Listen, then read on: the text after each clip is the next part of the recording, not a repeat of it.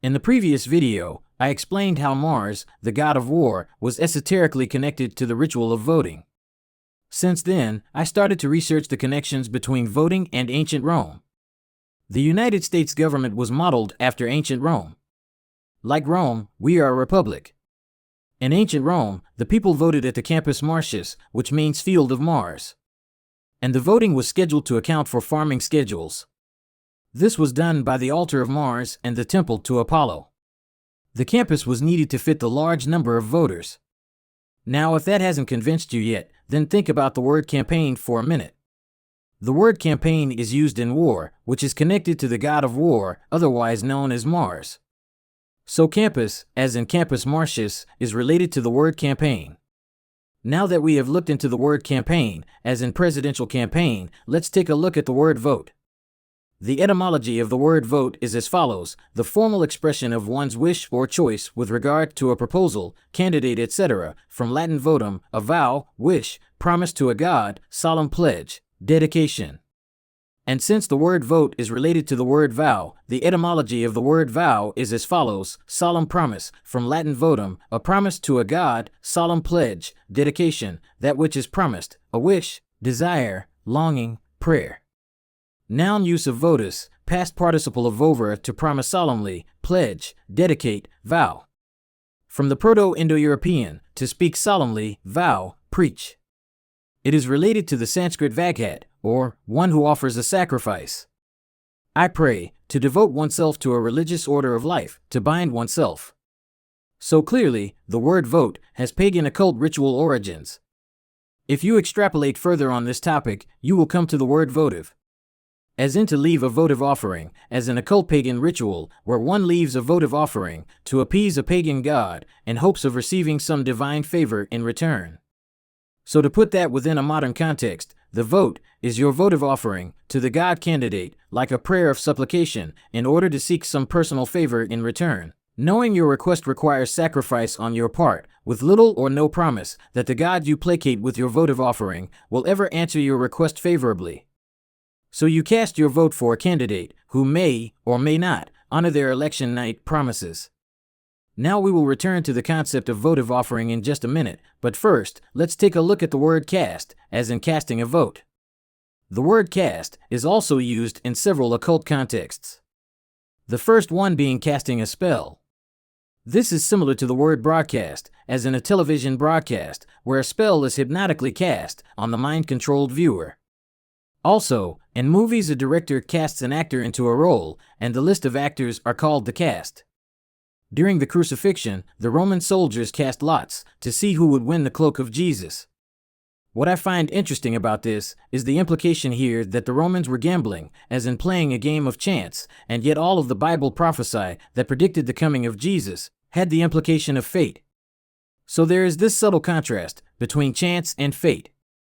But the word cast actually originates from Scandinavia, where Vikings would cast runes to read the future, otherwise known as fate. So modern voters cast their votes with letters and words to influence fate, and Vikings cast their runes, which were letters, to predict their fates. The word cast can also be used in terms of making a cast, to create shapes, like in bronze casting. I have included a picture of my own bronze casting, which is appropriately enough an abstract scorpion, perfect for this season. But this too is like shaping fate in a sense, as a lot of the mythology from various cultures regarding the creation of man are related to casting. Also, the true spirituality of the Bible mentions the potter's clay, which is basically a reference to casting in the broader sense of the word. But regardless, the word cast has otherworldly connotations which are related to fate, or in the case of casting votes, to the vote of the country. Perhaps at this point we should take a brief look at the word candidate. The word candidate basically means shining. This word originated from Latin due to the white togas that the elected officials would wear in office. These Roman togas were also covered with chalk to make them appear even brighter. The goal may have been to give them the appearance of being pure. The Latin word for bright is also where the name Lucifer originates from. And if you think about it, aren't all politicians liars? So, like Lucifer portraying himself as an angel of light, it kind of makes sense that ancient Roman candidates also clothed themselves in light to disguise their true nature. Okay, Before we get too far off track, let's talk a bit more about votive offerings. Votive offerings, in the modern sense, can be seen in wishing wells. In a wishing well, one casts a coin into the well after making a wish. And the coins have the images of politicians on them, in the form of dead presidents. So the votes you cast are a bit like wishes. This is similar to lighting a candle in church or writing a prayer or message to someone who has passed on with Chinese lanterns that float off into the sky. These examples may come from different cultures, but what is similar is the belief that the ritual will work. In voting, you cannot vote unless you have faith in the process or ritual of voting. If you will allow me to digress once more, it is similar to the rituals of burning effigies, which does actually happen with political figures.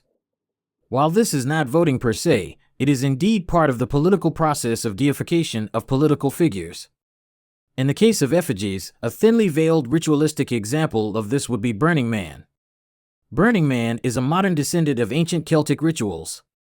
The Wicker Man film is based upon this. During a time of the year like Halloween or the summer solstice, a wicker-shaped man was burned with sacrificial victims trapped inside it. These probably had some solar context that was related to placating a god for a bountiful harvest, etc. Which brings to mind the rituals of sacrificial kings, who would be ritualistically sacrificed if there was a bad harvest. This is what presidents are. Sacrificial kings who can supposedly be voted out of office for a bad harvest. That way the plebeians are distracted by the effigy or figurehead and never see who the true enemy is. Now at this point people are saying, gee, that is taking this too far, peanut. The presidents are not gods. And what does that have to do with voting? Well, the people you vote for supposedly do become presidents. And the custom of putting the images of leaders on the money, at least in our republic, comes from Rome.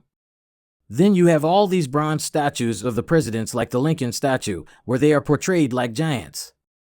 And what language on our coins do you think e pluribus unum comes from? It is Latin.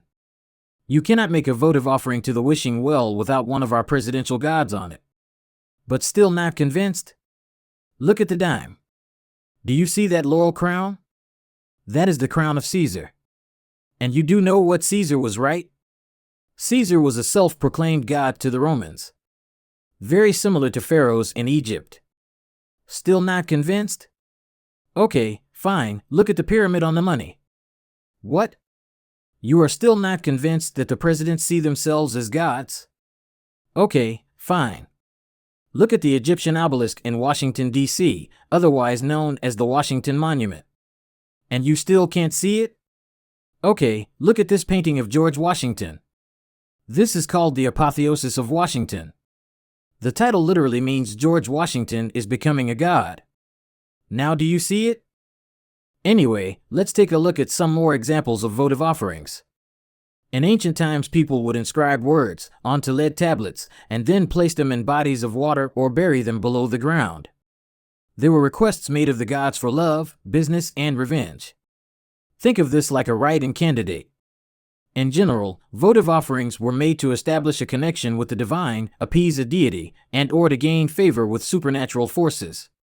In some cases, the votive offering was only offered once the wish had been fulfilled, for which the more specific term, ex voto, can be used. Other offerings in ancient Europe often included swords, cult symbols, coins, and figurines, among other things. Quite a few votive offerings were discovered in peat bogs. The story of King Arthur, where the Lady of the Lake rises out of the water to hand the king a supernatural sword, may originate from customs of ancient votive offerings. Metal helmets in Greece were deposited into bodies of water as votive offerings to give thanks to the gods for a military victory. We have already discussed the pagan concept of sacrificial kings, which are related to human votive offerings found in peat bogs. One such discovery revealed that the victim was of high social status. They were choked with a rope, stabbed, and drowned in the bog as a votive offering to placate or gain favor with the gods. Not many people know that many of the people in power in politics, Hollywood, the music industry, etc., see themselves as reincarnated gods. For example, Freemasons, who have their fingerprints all over the United States, created the Mormon Church. Mormons believe that when they die they become gods. And I have already provided the example of George Washington, literally portrayed as becoming a god, in the painting, The Apotheosis of Washington.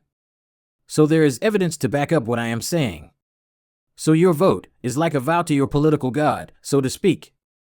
Your vote is a votive offering, like a vow or an oath, to pledge to a candidate, in the hopes that a capricious god who the mortals are subject to may actually grant your wish. Like the wishing well that you cast into a well, with the likeness of a political figure imprinted upon it. Wishing well coins, cast with the images of past political presidents on them, are similar to the animal figurines unearthed as votive offerings. Or the money you donate to political campaigns that has the faces of political figures from the past printed on them. Anyway, I hope you all found this to be interesting. As the word vote, as in cast your vote, means quite literally a promise or vow to a god.